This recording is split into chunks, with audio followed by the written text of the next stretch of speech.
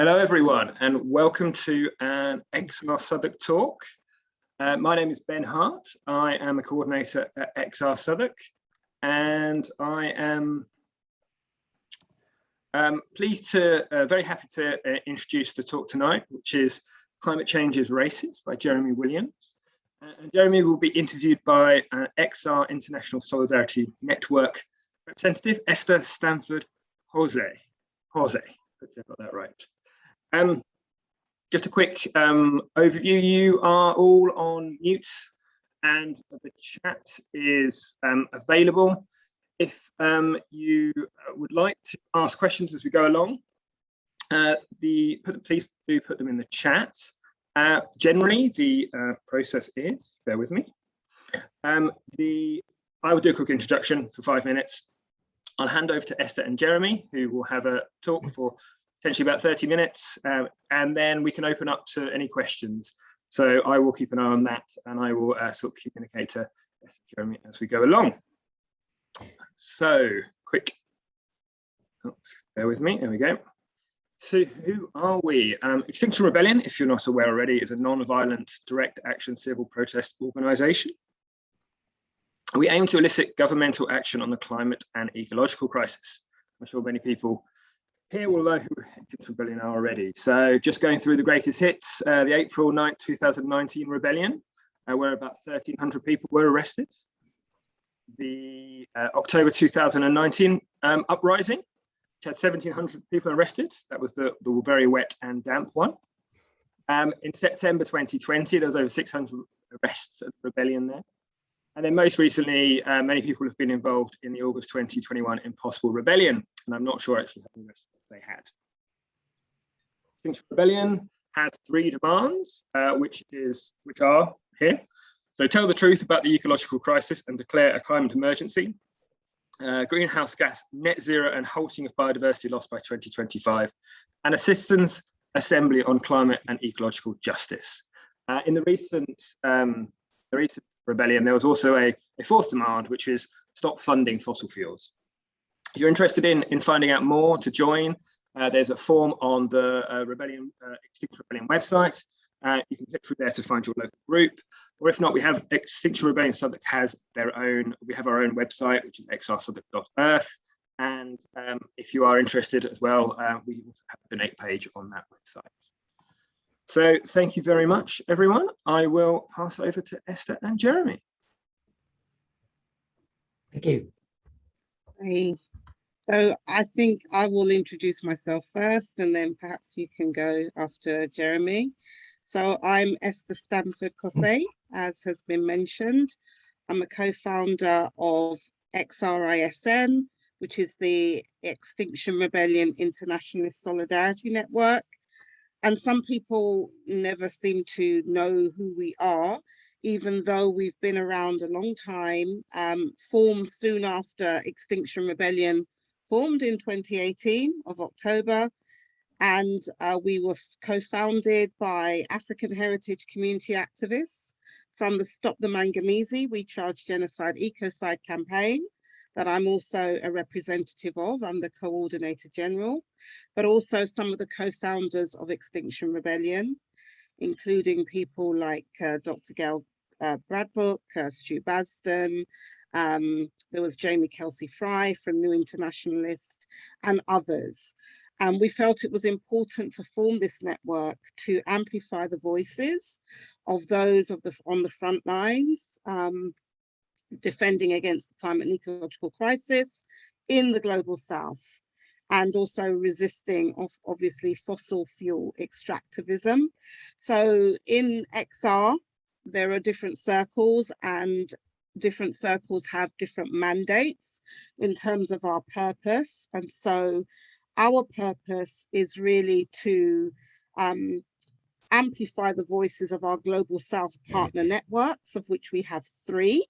And there is the XR Affinity All African Network called XRAN, the XR Affinity Network of Asia called XRANA, and the XR Affinity Network for Abya-Yala, so-called Americas, called XRISN.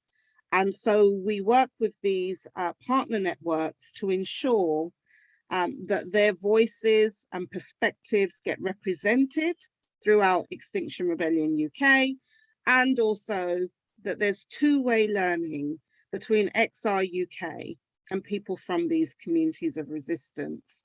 So it's important to emphasize that we're working with communities of resistance, and our frames of analysis are inherently about decolonization, anti-racism, anti-imperialism, and also pro-reparations, pro-reparatory justice, and the particular formulation that has been advocated by African heritage community activists known as Planet Repairs, which combines reparatory justice with environmental justice and cognitive justice as well. So yeah, that's an introduction to me. And I now pass over to Jeremy. Thank you. Yes, so I'm Jeremy Williams. I've been writing about climate change and sustainability for about 15 years or so as a freelance writer and as an author. And I've written the book, Climate Change is Racist. I'm just going to wave it quickly and then I'm going to put it away. I'm also involved in Extinction Rebellion. I was there on the launch day in Trafalgar Square, and helped to found XR Luton a few months later. And we've been involved in different actions, myself and my family as well, and with friends, both in London in the big rebellions and also around Luton Airport and around local issues as well. Yes, my most recent book is on climate change and race, which has been a bit of a departure for me to try and understand the racial inequality dimension of climate change, and to try and kind of bring that into the climate change debate, which of course people like Esther have been raising for many, many more years than I've been writing about these issues. So I'm really looking forward to our conversation. Okay, great. So how we plan to proceed, I have a few questions for you, Jeremy. And hopefully you'll be able to answer the questions, but also we're trying, if possible, we can keep it a bit conversational as well. And then afterwards, we will open up and address some of the questions that hopefully are coming from our audience. So my first question is, in your book, you mentioned growing up in Madagascar and also attending boarding school in Kenya. How did you come to grow up in Madagascar and also Kenya? And how has your own background influenced you in writing this book? Yes, thank you. Yes, so I was born in St. Albans, not very far from where I live now. My parents moved to Madagascar to be missionaries when I was 5. And so I spent most of my formative years in Madagascar. Madagascar in the 1980s and the 90s was a very poor country. It still is, unfortunately. And there wasn't really anywhere to go to school once you reached secondary school if you wanted to get qualifications that were recognized outside of Madagascar. So I was sent to boarding school in Kenya, and that's how I ended up there. I had to fly back and forth between Kenya and Madagascar, which was a lot of air miles accumulated at a very young age. And so I feel like I've done my flying for life with that. In terms of how that's affected my work now, I'm not sure I would be working on climate change at all if I hadn't grown up in Africa.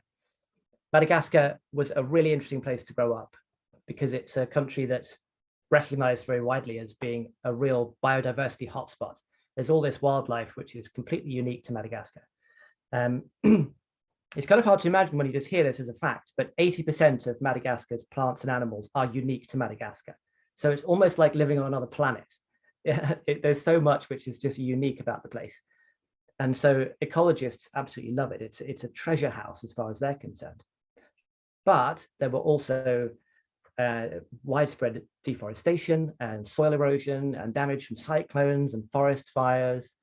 And I got to see all of those things up close as a child and the effect of those things.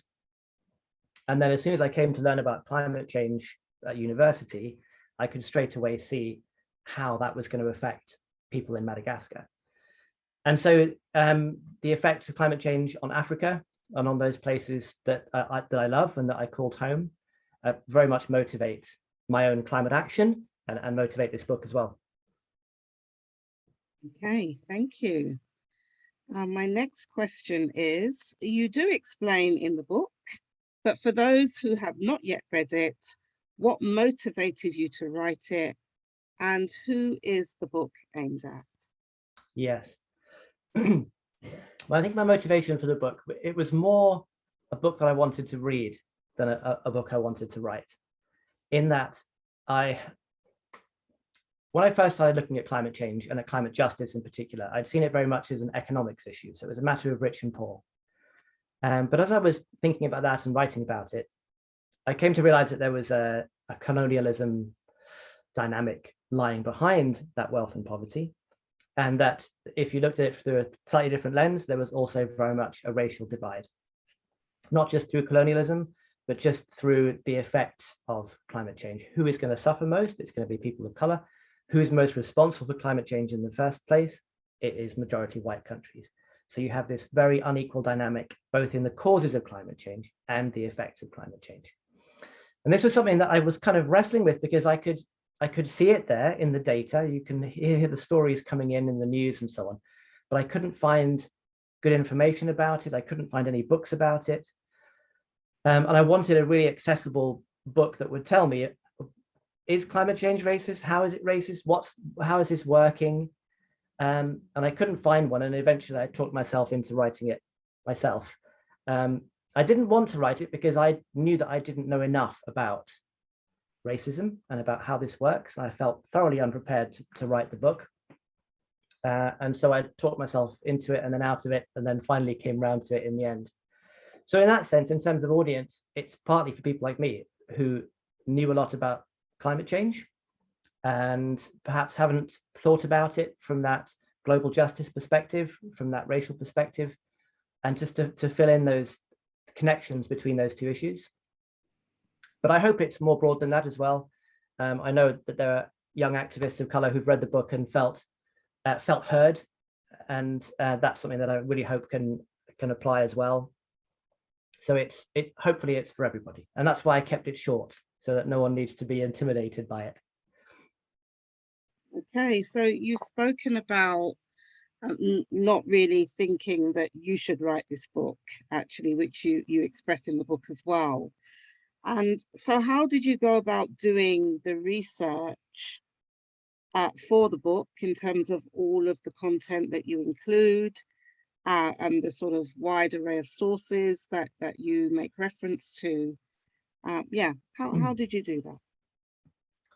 Over a long period of time is partly the answer. I mean, part of the reason why I felt at the start that I felt unprepared for it was that my first instinct was that this was a book that ought to be written by a person of color. And I felt like there's got to be a young climate activist who really gets these issues from the inside and who can speak from that perspective. And that for me as a white guy, it's not really my book to write. Then as I reflected on that a bit more, I thought, but what lies behind that? Because that's almost like I'm assuming that racism is a problem for Black people to solve. And I kind of got slightly offended at myself for implying that somehow, and that actually I had a responsibility to take these issues seriously, to educate myself and to do something about it. And in that sense, bearing in mind that I was writing from a position of privilege, this very much was my book to write. Not everyone has agreed with that. I have been told that the book is taking up space or is centering a white perspective. And I understand that. It's not a book that's going to please everybody. But for me, it was very much a listening exercise. So as you say, all sorts of sources in there. And I just went back and spent 3 or 4 years just reading everything I could get my hands on, really, to do with the environmental justice movement, which is a much more mature movement in the States than it is in the UK. And there's this rich legacy of work that comes out of the civil rights movement and brings a racist and racial justice perspective to environmental issues, particularly around pollution, coal power stations, polluted water, air pollution around highways and that kind of thing. Really useful stuff from that whole movement. Trying to find African voices on climate change. pulling together strands from, places where it's mentioned in chapters of books and articles and all sorts of stuff, and really kind of working my way back through some of the classics of radical Black thought, in a way that I hadn't engaged with. They hadn't been part of my education and my heritage, and I needed to fill in those gaps. And that goes for both fiction and non-fiction as well, and just kind of immersing myself in that stuff until I felt that I had built up the vocabulary to talk about these issues in a way that was authentic, and that I could find my own voice through those perspectives, I suppose. Okay, thank you. So it seems as though you had to put in a certain amount of work yourself in order to write this book. Yeah, absolutely. And it feels like I wanted to listen to everyone who'd had something useful to say, because this is the crazy thing, is that it hadn't occurred to me that there was a racial inequality to climate change. And I'd never heard anyone say that before. But that doesn't mean that nobody was saying it. All kinds of people were saying it, but they weren't saying it in the circles that I moved in. So when I realized that this had been talked about for decades by so many different people in several different traditions, both in the US and in Africa and in India, I needed to do an awful lot of catching up before I could write about this at all. And that's what it was all about, really, is listening to the people who'd already been saying this, and I hadn't heard it. Okay, all right. So you make the case that climate change today started with conquest, genocide, slavery, and colonialism of indigenous people, African people, many other people in the global south who've been colonized. Why do the origins of the climate and ecological crisis matter today? It's a really good question, and this is one that I'd almost want you to answer, because I think your work is based in this very much, and we'll come back to you afterwards. You're not going to get away with it. But I think what we need to understand, really, I suppose, is that there is this huge inequality between the causes of climate change and the effects of climate change, and who's going to suffer most from it. And it does divide along rich and poor lines, and it does divide to a certain extent along color lines as well. But that's not just a factor of geography. Climate change isn't happening in a neutral world. It's happening in a world which has gone through this history of oppressing Black people and people of color. And so climate change compounds and accelerates, in some ways, all those existing inequalities. And so you can see this in things like, for example, the upcoming climate change talks. You're going to have all these countries supposedly negotiating solutions to climate change. And yet who's going to have all the power in the room? We know that it's going to be the big Western economies, which also happen to be the former colonial powers. And they are rich in part because they have extracted all this wealth from other parts of the world. So, the wealth that was extracted from India, extracted from Africa, it's still in bank accounts, it's still in British infrastructure. It built our railways and it built our factories. It built the institutions that we still rely on. Those are still huge centers of power, and climate change is playing out in that world, not in a neutral world. But I'd love to know from your perspective as well, how that's come about. Yeah. Ask yourself your own question.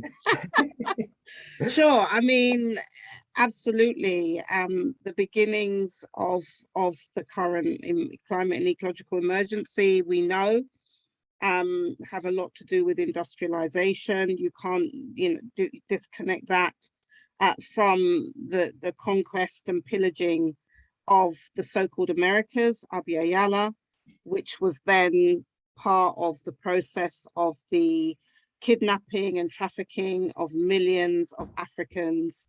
The figures just are never computed accurately.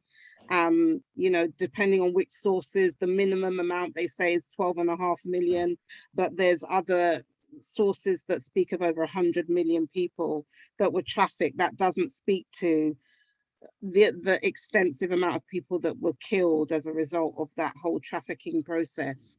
And so the beginning of this plantation economy, industrial complex, which had huge climatic and environmental impacts.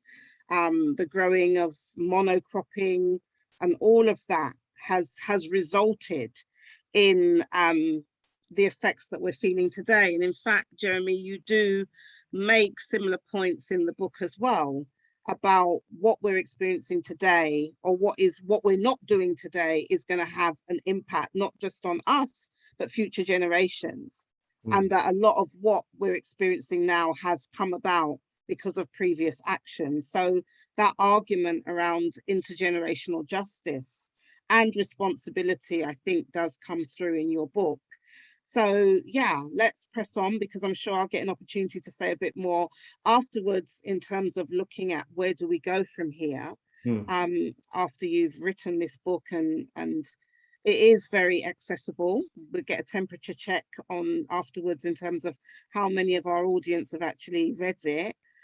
So have a few more questions that I'd like to get in, if I may. So on several occasions in your book, you highlight the stark disconnect between the causes and consequences of climate change. Can you share some key examples? Yeah, so that for me, going back to Madagascar again, if you look at average carbon footprints in Madagascar, they're 0.16 tons of CO2 per year for the average Malagasy person. The average Australian has 16 tons of CO2 to their name. So it takes 100 Malagasy people to have the same impact as one person from Australia. That's the kind of difference we have in terms of responsibility for climate change. If you look at cumulative emissions over time, the countries from Europe and then the European settler countries such as America and Australia have vastly disproportionate carbon footprints. Even the rapid growth of emissions from China in the last couple of decades hasn't equaled those by any stretch of the imagination. So you have this hugely disproportionate impact from what we used to call the West, or the global North, or however we want to call it. And yet the effects of climate change are going to be felt most of all by people who live in those very hot countries around the equator, places like Madagascar, which are very vulnerable to cyclones. And you know, one thing that I found particularly distressing, I suppose, this year is that right from the early days when I first began to understand climate change, I realized it was going to devastate Madagascar. And of course, in the news this year, if you've seen the news from Madagascar, you'll know that there is a drought in the south of Madagascar. There are 1 million people who are facing very severe food shortages. And it's all the things that I've been afraid of for all this time. There are 5 places in the world where there is 4 places where there's a category 5 drought at the moment. And 3 of those 4 are caused by conflicts. And Madagascar's drought is caused by climate change. So, you know, this fear that I used to have that Madagascar was going to be hit very hard by climate change is no longer theoretical. It's happening now. People will have died of starvation today in a country that has contributed almost nothing to the problem. And that's the justice that keeps me awake at night and keeps me writing about this. Okay. Also, there are several occasions in the book where you infer that there does not have to be racist intent for structural racism to occur. This is one of the areas where I think I may have some debate with you, but later. How best then do you feel that racism can be tackled? Yes. Well, the reason I stressed that point in the book is that for a lot of people, when they hear racism, they think of the actions of racists. So, you know, the shouting abuse at a football match, or being rude to somebody, or having those sorts of prejudices. But with climate change, obviously climate change isn't a person, it doesn't have opinions. So we're not talking about something that's an interpersonal racism problem. We're talking about something which is deeply embedded into the structures of the global economy. And that's historic, that comes through this long legacy, as we say, of industrialization, which in turn was funded by colonialism and by slavery and so on. So what I mean when I say there isn't intent is that there isn't as far as we know anyway, there isn't a committee of white people going, let's devastate Africa with climate change. And it's not deliberate in that sense, but it is still, it's embedded in systems and in power structures. That makes it even harder to root out. That's the problem. And there are all these existing structures, like in the climate negotiations and all the power blocks that we're going to have in that in November in a few weeks' time, where decisions will be made about whose lives have value and which cultures have value and which ones are expendable. And those are all based in existing unjust power structures. So even if there's no one in the room who would identify as racist, or you could point your finger at them and say, that person's racist and they're a problem, decisions are still being made that turn out differently along racial lines. And that's why it gets complicated, because people get very defensive when white people, to be accurate, get very upset. I was just going to say, which people? Yes, exactly. White people get very upset when we start talking about racism, because everybody wants to be thought of as not racist. But of course, structural racism doesn't need people to be actively prejudiced. It's just there in the system. And if you ignore it, it stays there. You have to be actively anti-racist in order to undo it. I guess that's what I mean. It needs proactive anti-racism to root it out. Yeah, absolutely. And it goes beyond, and I hear what you're saying, although I do think the intent thing is, I wouldn't say that we couldn't establish intent, but I won't sort of belabor that point.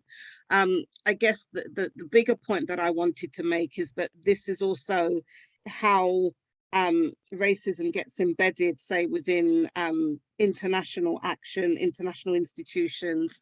So we've just come out of a process that people may have heard of, the 20-year anniversary of the commemoration of the 2001 World Conference Against Racism, racial discrimination, xenophobia, and related intolerance that happened in Durban, South Africa. And despite the fact that this is, a United Nations World Conference to address how do we eliminate racism, that was the third one. Many nations have boycotted it.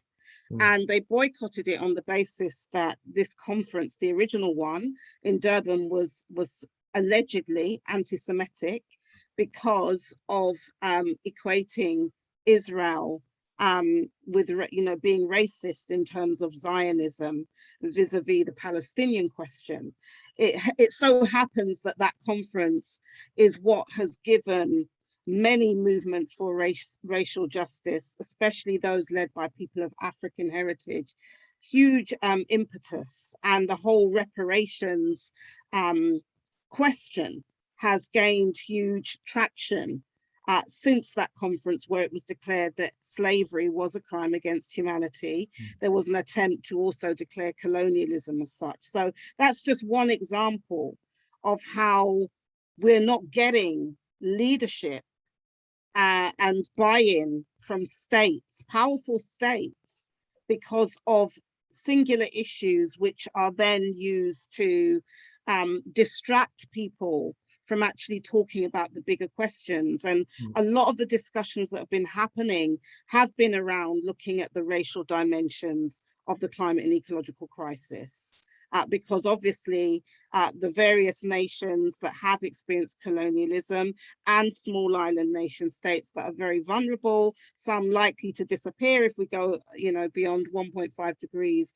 These are the people who are trying to have their voices heard on the international stage. So this just goes to show, in Britain, the USA, Canada, France, a lot of the usual suspects boycotted this process, which does make it difficult to tackle at the level of states, the racism, and therefore to implement the kind of policy measures and have the kind of joined up thinking and analysis as to the impacts, as you're saying, going beyond just looking at racism as just what happens between individual people, but looking at the structures of domination in society and how that's still manifesting, and environmental racism being a key point there. Anyway, moving on, given our time, how do you feel that white-led environmental movements in the so-called global north contribute to the overrepresentation of white suffering in depictions of who is impacted or will be impacted by climate change? Yes, I think this is the overrepresentation of white suffering in climate change is a very real issue, in that there was a poll last year by Christian Aid where they asked people in Britain which racial groups they thought would be most affected by climate change. And 31% of people said white people will be most affected by climate change, which is the complete opposite of, of what the data shows us about how it is going to be people of color, particularly Black Africans who are in sub-Saharan Africa, who are going to be most affected by climate change. That's not really in dispute, but people don't seem to know this. And I think one of the reasons for that is that when you see stories on the news about climate change, they tend to be people like me who are suffering. So Australian bushfires, or the fires in California, or floods in Germany or Holland or places like that. And there's a whole number of reasons for that. One is that there are more journalists in those places because of the historic connections. But I also think there's a sense in which people relate better, or they feel more empathy for people who are like themselves, and it all gets very complicated and very ugly.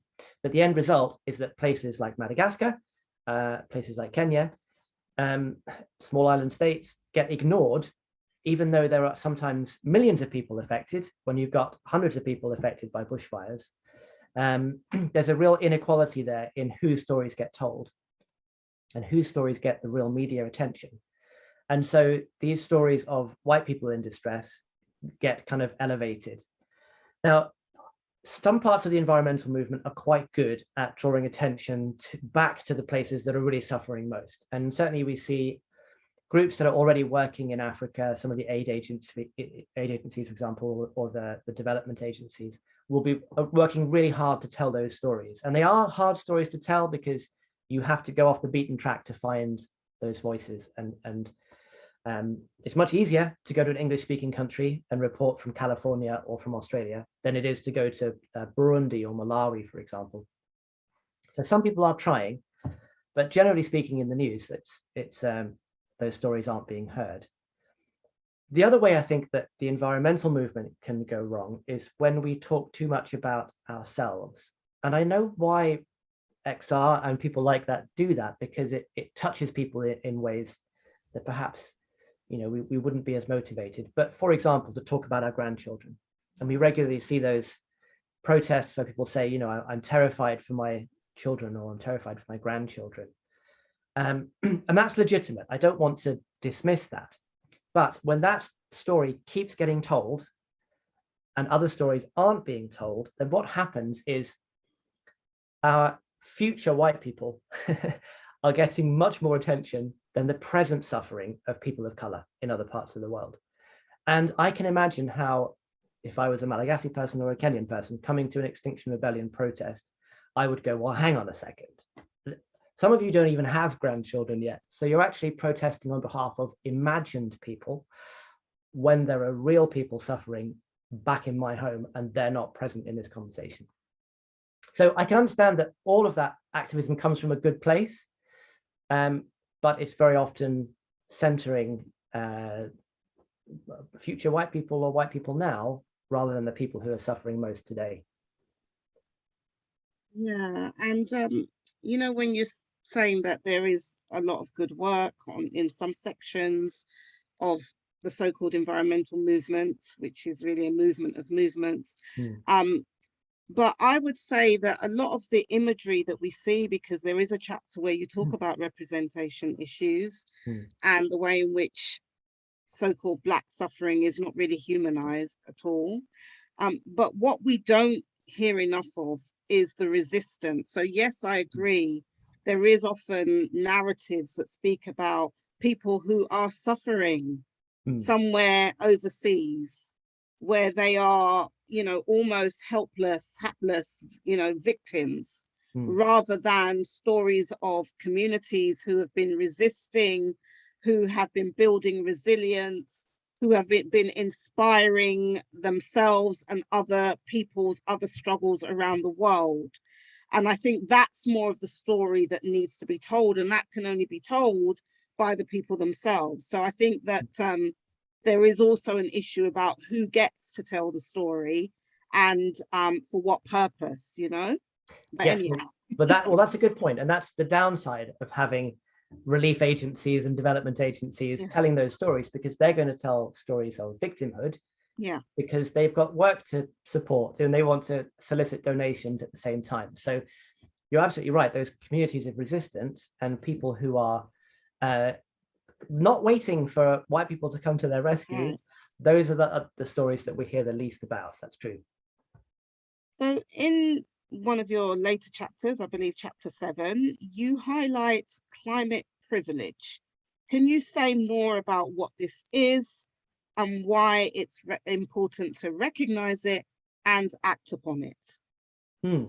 Well, this is something that I just observed as I was researching things, really, and trying to understand white privilege, basically. When we talk about white privilege, what we mean is just that if you're white, you're not going to experience the negative effects of racism, and so it becomes a very easy thing for you to ignore. It's the luxury of being able to ignore racism, if you like, is kind of what white privilege amounts to. And it made me think, well, actually, there's a very similar dynamic happening with climate change, where there are people, places like here in Luton, where climate change will eventually reach us in the form of heat waves. There might be parts of town that will suffer floods and so on. But really, climate change, we're at the back of the queue in terms of the damage of climate change.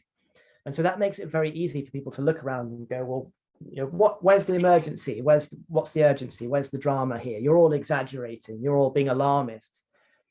And you have the luxury of not being alarmed about climate change. And it struck me that you could call that climate privilege. It's working in the same kind of way as white privilege. And actually, white privilege and climate privilege overlap a lot. Some of the people who are least likely to take climate change seriously are also some of the people who take issues of racism the least seriously. And some of the harshest things that have been said about my book have been by people who don't believe in structural racism and who don't believe in climate change. And therefore, everything about the book is just offensive to their worldview. I try to ignore that kind of branch of criticism. But yes, that's basically where the idea of climate privilege comes from. Why it's important, I think, is when you look at who's making decisions about climate change, that includes decisions about where to invest your money, whether to drill for more oil, or how quickly does the country want to stop using gas boilers, for example, if you're in the Conservative Party in the Department for Energy or whatever. Those are often people who've never seen the impacts of climate change for themselves. They don't know anyone who's directly impacted by climate change. It's all very theoretical. And so you are making those decisions from a position of climate privilege. And if we were to listen more to the people on the front lines, and if we were able to see it from their perspective, we would make completely different decisions. Right. So I have 2 more questions, and then there's a couple more, but we'll probably leave those to the discussion. Because I'm keen to hear what other people think as well who are on this call. For you, what is the most important part of the book for people to read? If they only had a little bit of time and there was like, okay, which chapter, which part of it, where would you direct people? That's a good question. I think I try to get the most important points into the introduction, probably. So if you just wanted to read the introduction, you would probably get the core points. Also, some of the strongest and starkest language is at the end of the introduction, where, and this is something that I came to realize, we look back at previous generations from our position now and go, how on earth did people think that slavery was okay?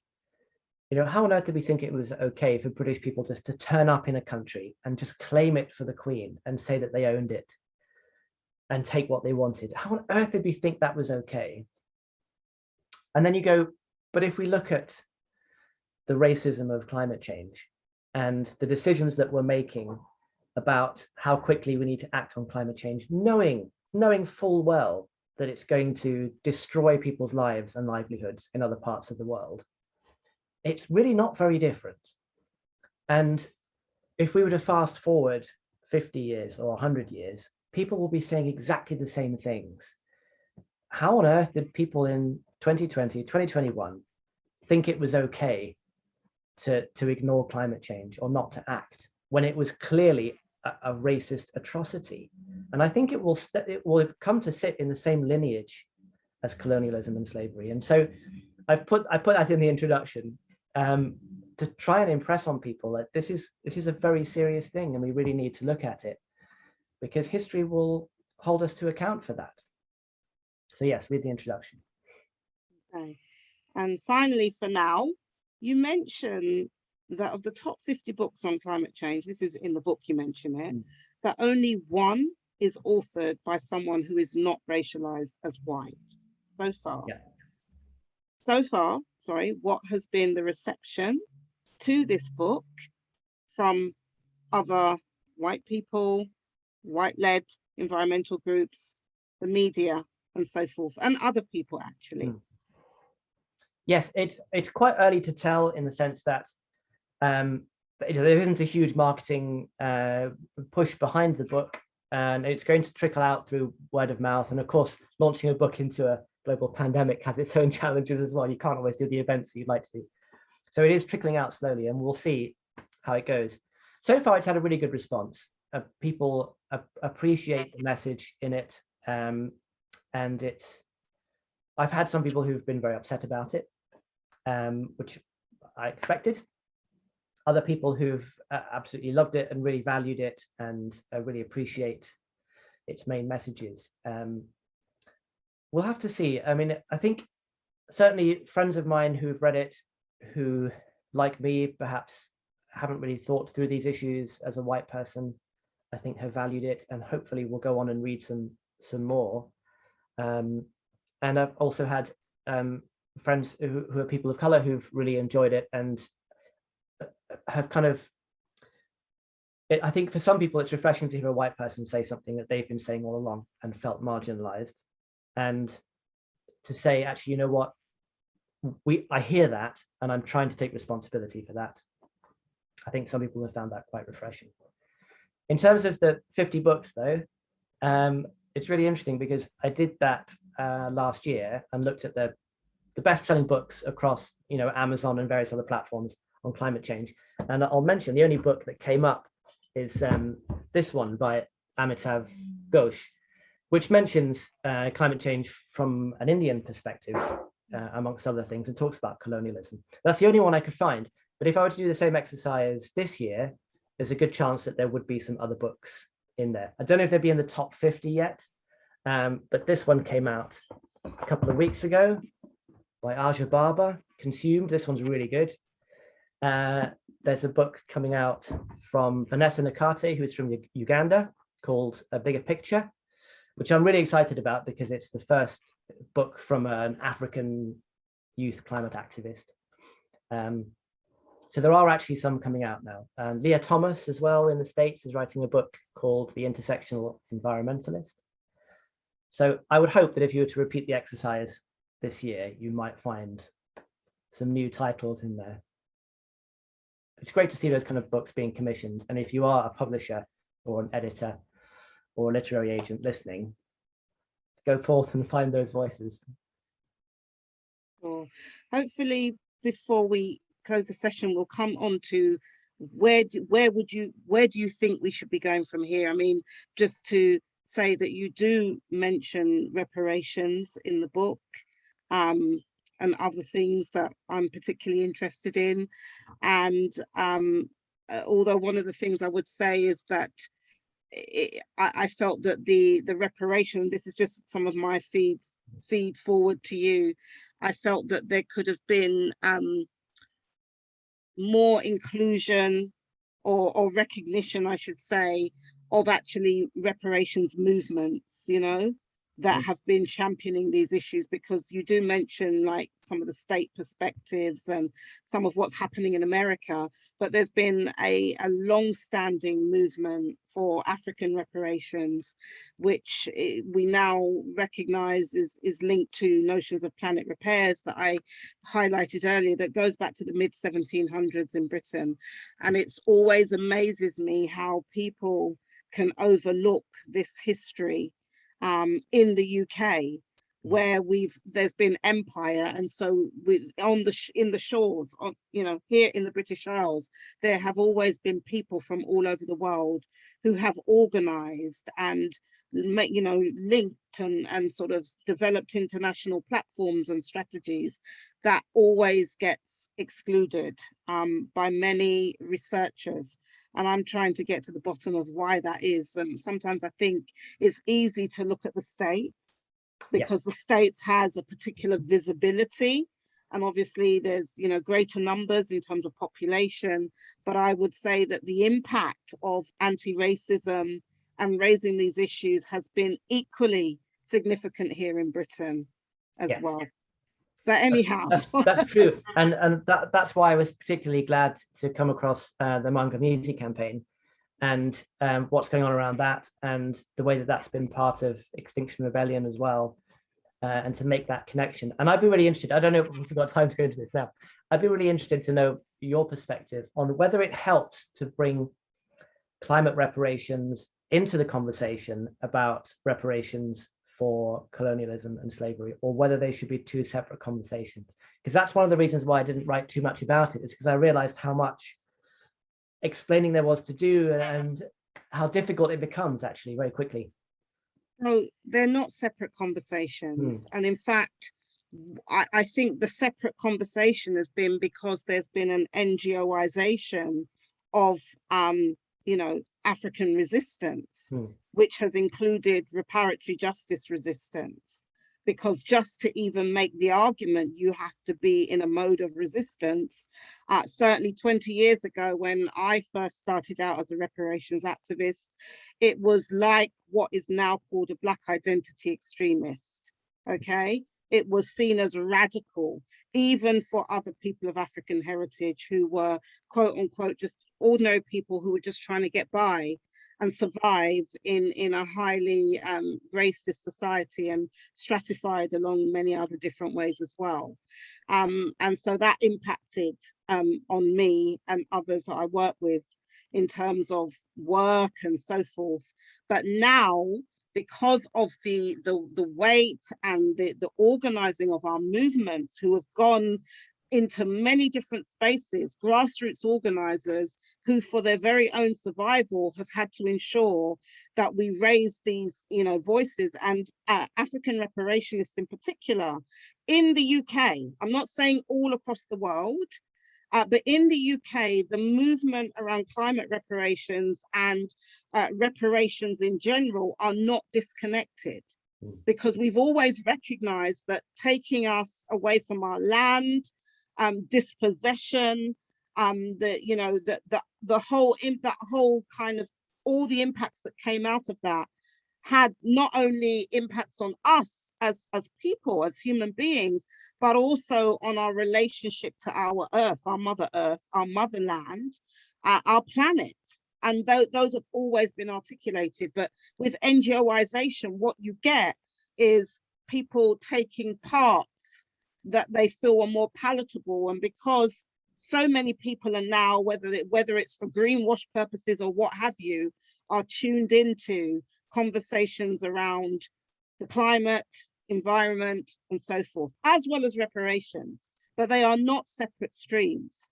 Because that's why in the Stop the Maangamizi campaign, Maangamizi speaks to a continuum of chattel enslavement, colonialism, and neo-colonialism. And there's been a lot of documentation around how neo-colonialism itself is part of the furthering of this injustice, you know, these climate and environmental injustices, the ecocide, the genocide as well that goes with that.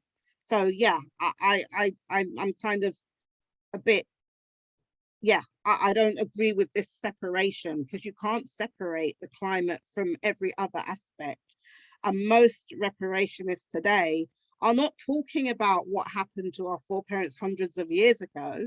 That's a mass media, corporate media telling of our story, but that's not what we're organizing for. What we recognize is that that is the root, but actually it's about addressing the continuing harms of today, and also trying to ensure that we can stop those harms, including the harms of fossil fuel extractivism, in order that we can secure a future. Yeah. So intergenerational justice is very much key to that. And knowing that we have, there are, you know, climate and ecological debts as well as all the other debts, you know, that can't just be remedied with a simple calculation of loss and damage. But I think we've been talking a little while, so there are some people on the call, and it would be good to know if there are any questions that other people have, or comments, or in fact, maybe it'd be good if we can get a sense of how many people have read the book on the call. I don't know if people can put their hand up, or, you know, use the hand signal or something, just so that we have a sense.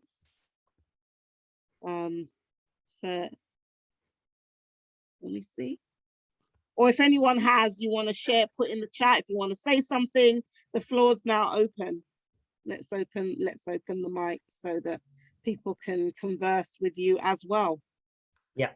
Yes, hi there both. So this is Ben here, just jumping in. That was absolutely fascinating. Thank you so much. I'm going to request that people put their hands up if they want to talk. We'd love to hear voices and see people's faces. If you put your hand up, then I will allow, I should be able to unmute. But also please do put notes in the chat as well. Okay, so Ivy, let's see if this works. If I do this, can you unmute yourself? Okay. Hey, Yep. so I was able to unmute. I'm Ivy. I'm from the US in Chicago. And oh, is my video? Yeah, my video still. Oh, my video is on. Perfect. And this is an issue that's so close to my heart. I have really worked hard to talk to people throughout Extinction Rebellion about the need for the environmental movement to be anti-racist, that the pushback that I've received, I can't imagine, and I'm a white woman, the pushback that I have received over the years was just disgustingly racist. Racism, saying this doesn't matter because we're all going to be dead from climate change. So, you know, we don't want to be distracted. And what we worked really hard to gain understanding, and we talk in the US, we talk about decolonizing ourselves, the need to listen to other voices in the movement, share platform especially. So let me get to the point. So my point is that we saw a sea change when George Floyd was murdered. We saw that everybody could relate to the horror of police brutality, and everybody could see that it's part of our movement. And I just want to recognize how powerful that's been. The Black Lives Matter movement that spread all over the world, and we're never going back. You know, there's never going to be anybody arguing anymore that I'm not an XR rebel because I want us to talk about racism. But what I do want to say to you is sharing the platform, if you could do more to bring forward the voices of the people whose stories that you're telling, and let them speak and share your space, and not just have it written down and you're recounting, but it really matters. That representation matters a lot. And secondly, I think that the issue that you're pointing to is an issue within the publishing industry, and I wanted to hear your thoughts on bringing more representation into. We have a lot of independent publishers here, so it can be a little harder to find those books that are written by non-white authors. And I wanted to know your thoughts about the publishing industry. So thank you. Thank you, Ivy. Yeah, there's a few different things there. Just to say quickly on publishing, yeah, the reality is that it is much easier to find and publish a book by a middle-class white author, because we have the networks and the connections, and people know each other, and all that kind of thing. And it is actually a lot of work to go and find books, especially from other countries that might need to be translated or that kind of thing. And so I think there are quite a lot of publishers that are looking for those slightly easier options. But also the biggest one by far is just the commercial nature of publishing. And so when we were trying to find a publisher for this book, a number of publishers came back and said, no, because you're not well known enough, or no, because we recognize it's very important, but we just don't think we're going to sell enough copies.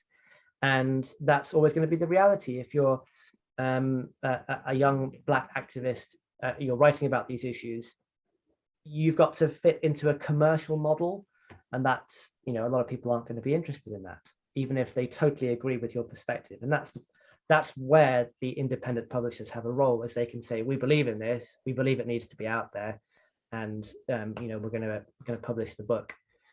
But it's a tricky one. I don't know if there are any easy answers in publishing. Fortunately, it's not the only route to get those voices out there now, with the internet being much more democratic in that way. On the Black Lives Matter thing, yes, I mean, it was a very striking moment in the UK as well. Mixed in terms of its overall legacy. I think there's been a sudden spike in awareness of racism, but also a spike in a pushback against that. For example, we've had footballers taking the knee, for example, before football matches, and in some cases that's been booed by the crowd, and a kind of overt racism which we weren't seeing before the George Floyd thing, and it's almost awakened a kind of quite an ugly side. So there's some really good things have come through in the conversation, but also an uglier side to that. But I think the Black Lives Matter has definitely given people some new language to talk about race. It's given a new energy to the discussion, and certainly I know in my own circles a new willingness to talk about this and to say, what are my responsibilities as a white person to educate myself? Who do I need to be listening to? What books should I be reading? All that kind of stuff. I'm sure Esther's perspective on it will be very different. But yes, what did you think about what came out of the George Floyd incident and all of that? Okay, so my thoughts about this are that obviously I recognize the US context. I organize internationally with other reparationists. For many people, Black Lives Matter has highlighted issues that they did not want to see before. But I do think it's problematic now, what we're seeing. There's almost like a colonization whereby everything is Black Lives Matter, and all of the impacts that we're seeing have been attributed to Black Lives Matter, as opposed to recognizing a long freedom struggle that Black people of African heritage have been waging for hundreds of years, that has reached particular culmination points. Because in the 60s, there was the equivalent kind of, it wasn't Black Lives framed as Black Lives Matter then. In the 70s, in the 80s, every generation, every decade, it seems, there's a movement that captures imagination. And I think that that's important to recognize movement lineages. In the UK, Black Lives Matter really was first recognized in around 2016, but most of the print space in the mass media about racism or anti-racism now attributes everything to Black Lives Matter. And that is very, very disheartening for those of us who've been working and not getting that recognition of the movements and our voices. And I also think that not to speak about the sort of funding that has gone with the sort of NGOization of Black liberation and resistance, the hundreds of millions in the US and in the UK, even a Black Lives Matter UK chapter over £100 million, which is something that the groups that I work with from Africa, Abya Yala, Asia, never get access to.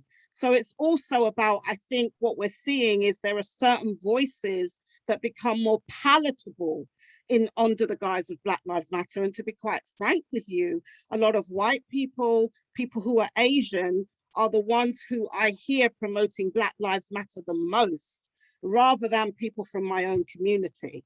So, and I'm of African heritage, the whole gambit, born here, parents born in Abya Yala, including the Caribbean, origins Africa. So, the activism that I'm involved in is transnational. So we do need to talk about movement capture. We do need to talk about that, because that research is also being done by African-American scholars in the way in which when issues are taken up from the struggles of people on the ground, how they become corporatized, NGOized, and the neoliberal approach, where again, lots of money can get made out of Black suffering once again. And some of us have got long enough backs, broad backs and long enough memories to know that that's dishonest. It's dishonest that we don't honor those people who have struggled so that we could be here. And I think that's really important to happen. Yeah. Wow, that's fascinating and so important. Thank you very much. Can I, Lynn, you've put your comment in the thing, but you did have your hand up. Would you like to unmute yourself and just ask? Sure.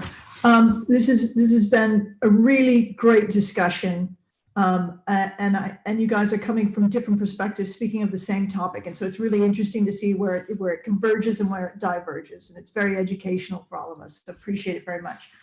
It's very clear on that topic of access to media and the propagation of perspectives or experiences from the global South are far too limited. And talking about we need to hear from the people, whether it be the people in the past who started these movements or the people now on the ground. So, where I come from, finding good resources is difficult, but the democratization of the internet should help us. So in the USA, Democracy Now! is a format that I can access on YouTube that is sort of like a news show, but it does discussion with the actual people. It brings in the people affected and lets you hear from them directly. Are there good resources that you can point us to that we can be sharing or promoting? I mean, podcasting is a new thing, Patreons, we can support, we can get these voices heard better and get ourselves hearing directly from those we should be hearing from. Thank you, Lynn. Thank you. That's an important question. I was looking at your video, by the way, and I have the same poster on my wall just there. If I turn my camera around, I'd see that poster. I mentioned it earlier, but the book that I'm most excited about for this year is the one by Vanessa Nakate. I'm just going to see if I can find the front cover, because it's by, here we go. So I'll just hold that up. So I don't know if you can see. There we go. That's the front cover. You can look out for it. Because it's the first book to be published by an African climate activist for about a decade, really, that I can think of, and I look out for these things. That Africa is the continent that's most affected by climate change, and yet African voices are least represented in the climate conversation. So the title of that book again, Vanessa Nakate is the author, and A Bigger Picture is the name of the book. To me, that's the most exciting book, the climate change book to be published this year. You know, Bill Gates and his famous book, whatever. But this is the one that I'd recommend people to read, because Vanessa is coming from Uganda. She's pioneered the school strikes. She comes out of that movement. It is so much more dangerous to be doing the school strikes in Uganda. You haven't got those established NGO networks that, for good or ill, are supporting the climate change agenda. You're operating in countries where it really is very risky for girls in particular to be involved in this kind of thing. And her perspective on climate change negotiations, on the World Economic Forum, where she's been invited to speak and that kind of thing, is really enlightening. And so I'm just going to recommend her book, really, and go and read that. Brilliant. Well, you've mentioned some great books, actually, and I'd be really interested in, and Esther, from you as well, if perhaps we can put some resources together, we can then share them with everyone who signed up. There were sort of over 50 people signed up. Is that a hand that I saw? There's a question in the chat as well from There Marcus, is. Eloise and Stacey. Yeah, I think Anne's had her hand up for a while, and then I'll come back to Marcus, Eloise and Stacey if they're okay to chat as well. Okay. Anne? I want to say something that I'm feeling kind of like quite strongly, that and I really appreciate what you've done and all the work you must have done, Jeremy, to have done this, and Esther, you're here interviewing Jeremy.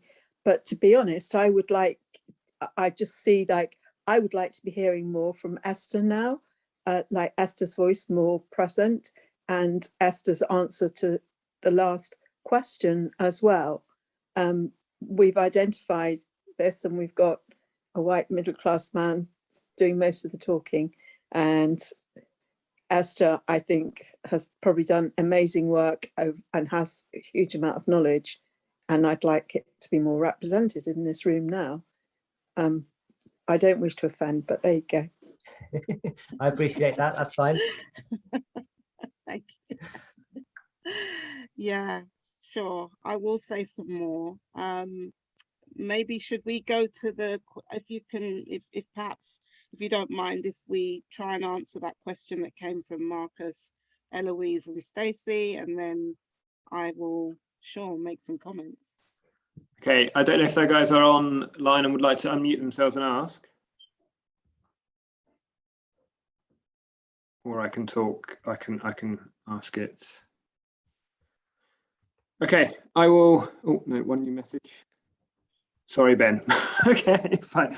I will ask. I know there's a group, the Infinity group I'm vaguely involved in, have actually had a meetup in one of the guys' places tonight. Sorry, let's go back to the question. Right, so you've identified a problem, the lack of diverse voices telling stories from the front line, their own stories from the front line. We'd love to hear your views on the solution. What can we in XR Southwark, or we in the global north more generally, do to help those voices to be heard? Marcus, Eloise and Stacey. Shall we start with Esther? Okay, so in terms of, you know, my views around XR are quite conflicted, to be quite honest with you, because even though we exist and we've been involved with XR and we've met some great rebels and have worked with some great rebels, which is why we're still around as well, in terms of thinking it's still worth being part of Extinction Rebellion. It's also an uphill struggle all the time. And I guess one of the frustrating things for me is that we have to battle so hard as people who are not white within Extinction Rebellion to have our voices heard. And we're the ones who are saying, actually, XR, you need to amplify, or we need to amplify the voices of those on the front lines. I mean, we're diaspora communities. We have our own struggles here in the global north, but we recognize that we're connected to homelands, okay, for whom literally just to organize you could get shot. I mean, one of our XRISN network is in Colombia. People will know the amount of earth defenders that get assassinated, especially those who are indigenous or of African descent. And a lot of it is to do with access to lands and the multinational corporations and the militarization of you know, policing and so forth to try and stop people from protesting. In Africa, our network is in Ghana. Our Asia network, XRANA, is based in India. And it's been a huge battle to just even have their voices, the activists that we work with, because we also recognize that even though we are from these communities, we have degrees of privilege that our siblings, you know, don't necessarily have, and you know, our comrades that we work with. And so it's also about recognizing the kind of internationalism and how imperialism works, especially when you are in an imperialist country like Britain, like, you know, United States of America, in terms of an empire, and what that means, and how that also when you are from the communities that have been colonized, how you can internalize aspects of that colonization too, and how your own status changes in relation to your people. So we have to constantly be doing that. But I would say, as the XRISN, the International Solidarity Network, that's why we exist fundamentally. But our work has been not necessarily thwarted, but part of the challenge that we've had is that a lot of the media and messaging, which is how people get to hear about XR and what XR's doing, and the representation issue, is also something that XR struggles with, because most of the representation is, again, imagery of mainly white people or polar bears or what have you. And it's not imagery that a lot of our communities who are not racialized as white can relate to. And this is something that we constantly say. So it's, I mean, we've just gone through a debriefing process around the Impossible Rebellion. And unfortunately, we sounded like a broken record in that we're still having to repeat narratives that we have been saying from day one. And that is a huge problem. That is a huge problem. But I you know, we don't give up, because we recognize that there are lots of people trying, and it's working together. And that's why we promote the internationalist solidarity, because it's not us and them. It's about recognizing that we have to act locally as a way of amplifying those voices. And it does start with linking with those communities who are right here, you know. And if we're struggling to reach out into even local communities that are repositories of knowledge, and a lot of people have come into the UK who've been in exile, you know, who've been political organizers, environmental activists from all over the world, are here in Britain, in Europe, in the so-called Americas. And there's, I think, a greater responsibility of movements like XR and others, it's not the only one that is guilty of this, to actually do more, to reach out into those communities.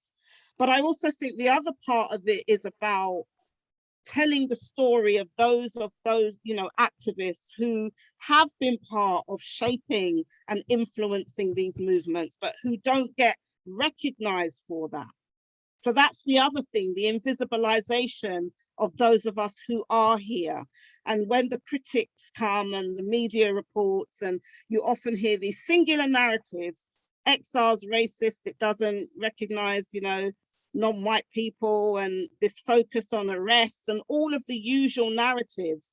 But the complexity of even the debates, the arguments, the tensions, but the work that is happening, I think, by local groups and organizers who work internationally like me, that is not being reflected. And I think we all have to do more to ensure that that happens. That's what I would say, because a lot of the people we work with are not people who have got the luxury to write books for the consumption of people in the global north, whether it's people like me or people like you and other people on this call. They don't have that luxury. They're too busy defending themselves. Literally, they're for very survival. The activists that we are working with have to wear bulletproof vests.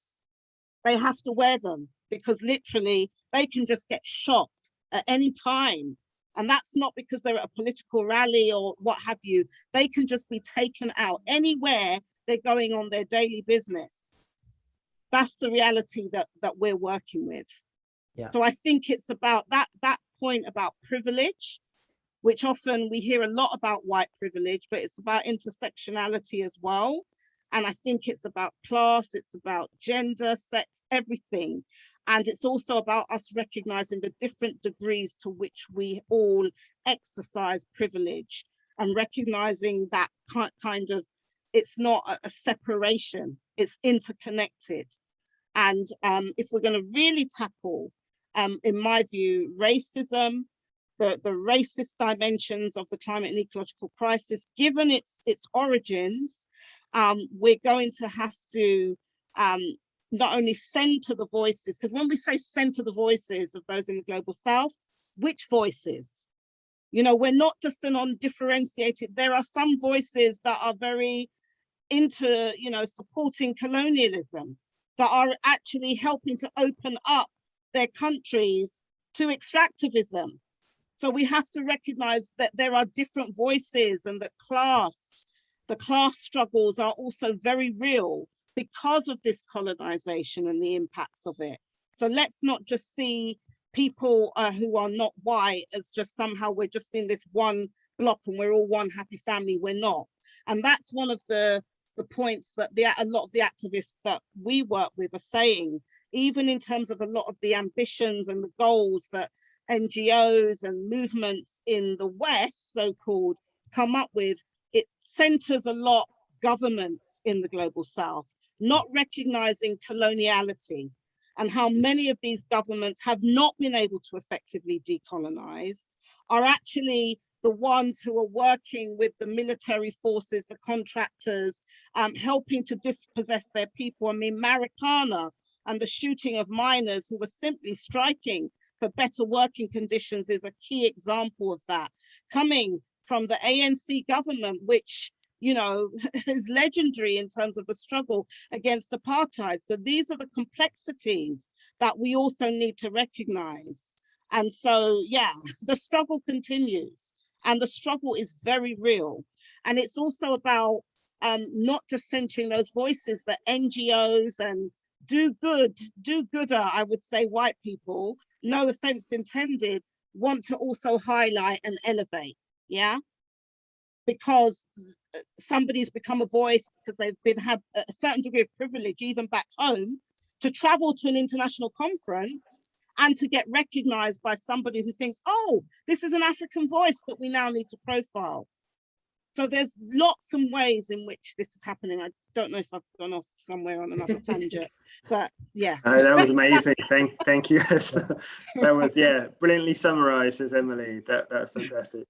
I would just like to, just recognizing in terms of time, I'd actually like to question, you talked about the conference, you talked about obviously COP happening in Glasgow, and those of us on the various different XR networks have started to see communications about what's going to happen at COP and about not taking the kind of, you know, the white savior role in those and supporting and emphasizing those voices. Have you got any advice for us, those of us that might be there, that might be going, you know, what we can do there to best support?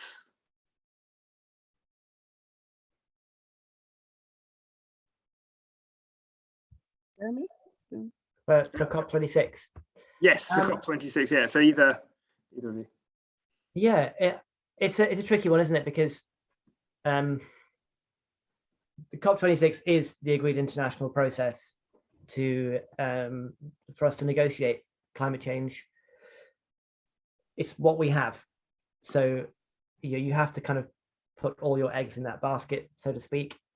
At the same time, we know it's not really fit for purpose.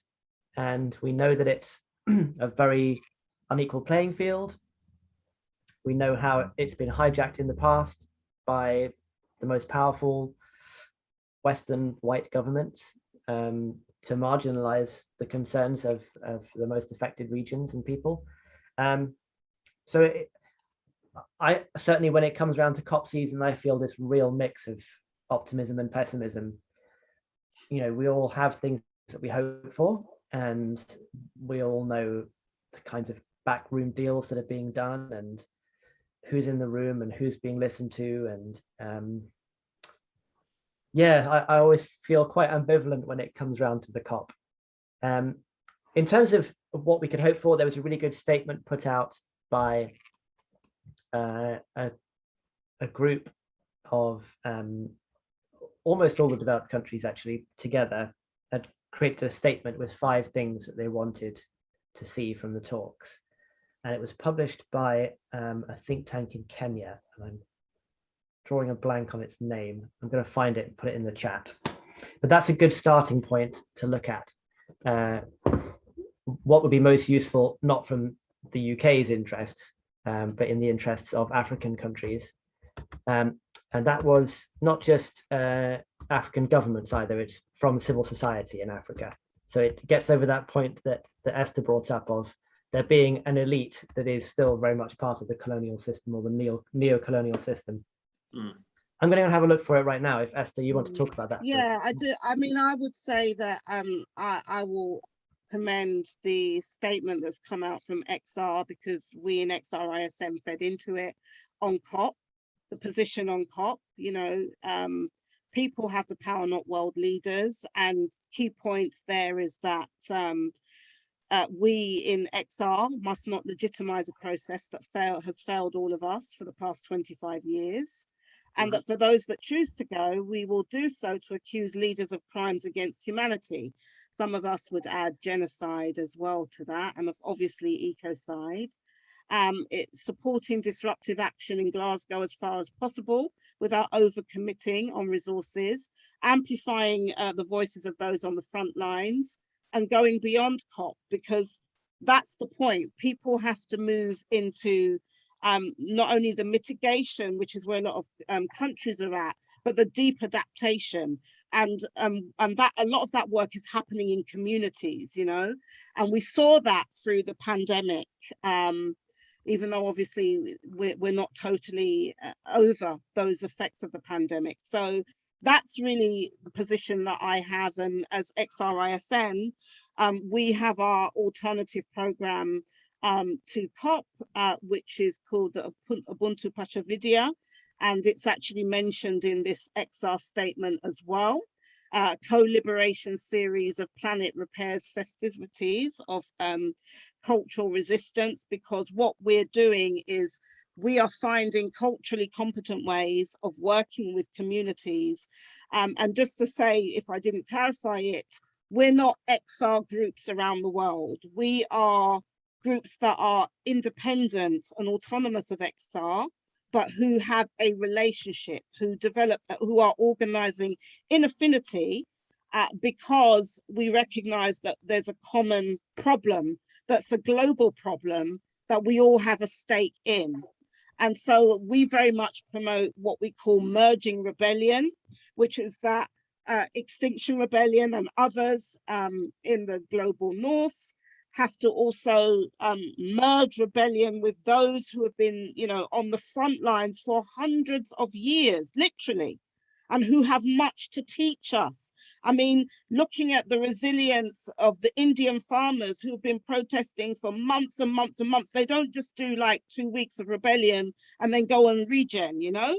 These are people who are out there, millions of people. And that's what we're talking about. That's why we emphasize communities, because ultimately people have to take back the power.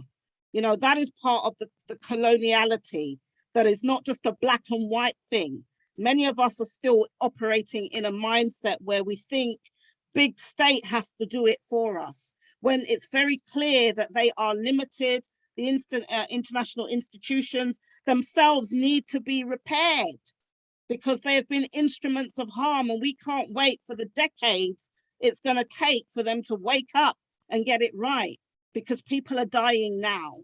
So I think that we need to learn a lot more, and that's why we promote internationalist solidarity, because as much as we will always call out what we think is going wrong, we also want to remind people, the majority population of Britain and Europe, about traditions that they can be proud of.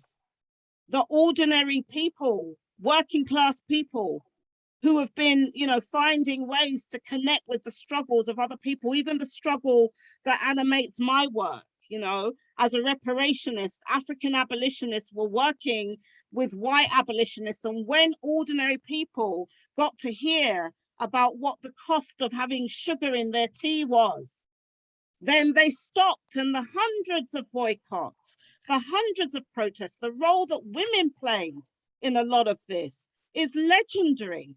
And we need to bring back those histories, as opposed to people feeling beaten up and, oh, you know, we're accused of being racist and what have you, and being afraid to confront this.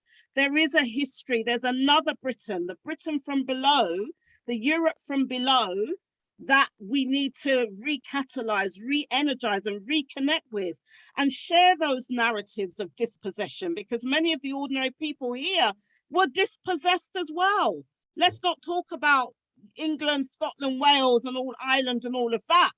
So, you know, it's about finding what makes, what unites us, what experiences can we share, and that's where I think we will find or rediscover that hope and that vision of another world, which we refer to as Ubuntu Dunia, based on the Southern African notion of Ubuntu, that even though we have our own struggles, that part of how we display our humanness is the way in which we are able to interface with other members of the human family, because it can become like Animal Farm. You can be oppressed, and then when you get in a position, you're going to model out what you have experienced, or you can be the change. And that's really what the examples of many of the movements that I'm part of, Pan-African movements, environmental justice movements, women's movements, all of them, they intersect in and interconnect around climate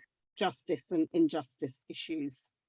Thank you, Esther. Very, very powerful. Yeah. I'm just conscious of time. I've got a couple of minutes before they're kind of wrapping up. There is one last question from Paul, which might be worth just talking to.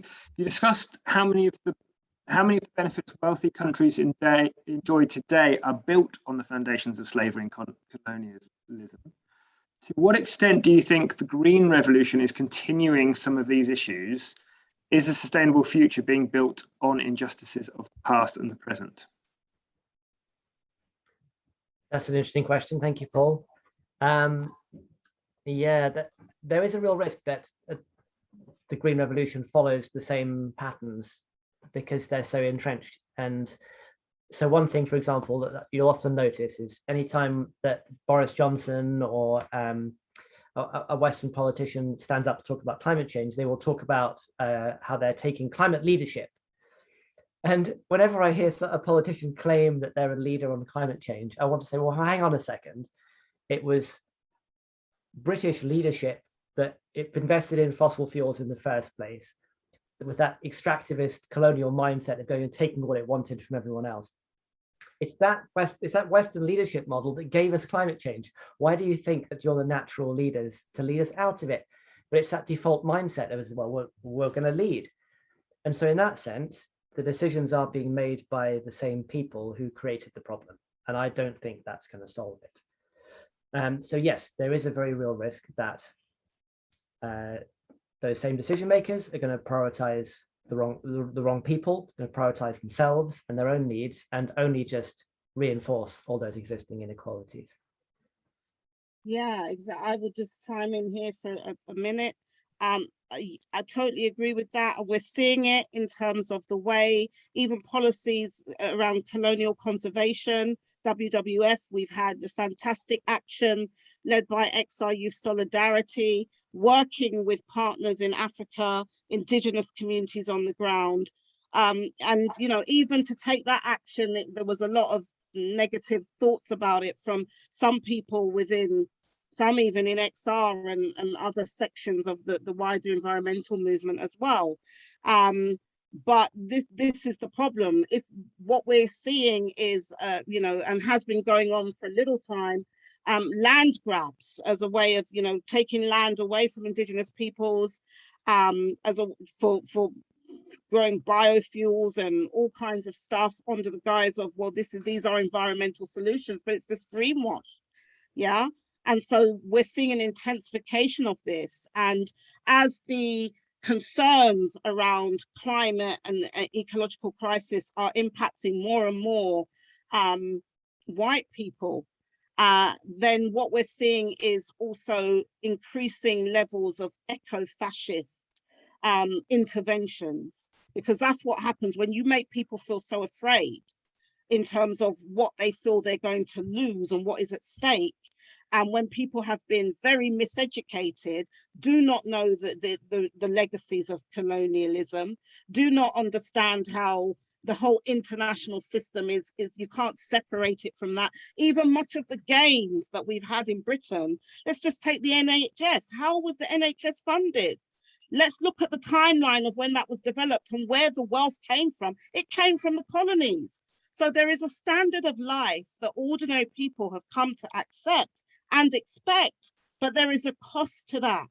And when now people are saying there needs to be a rebalancing and an equitable redistribution of wealth and resources globally, not just in America or in Britain or other parts of Europe, but globally, that's when I think people are going to have the biggest shock.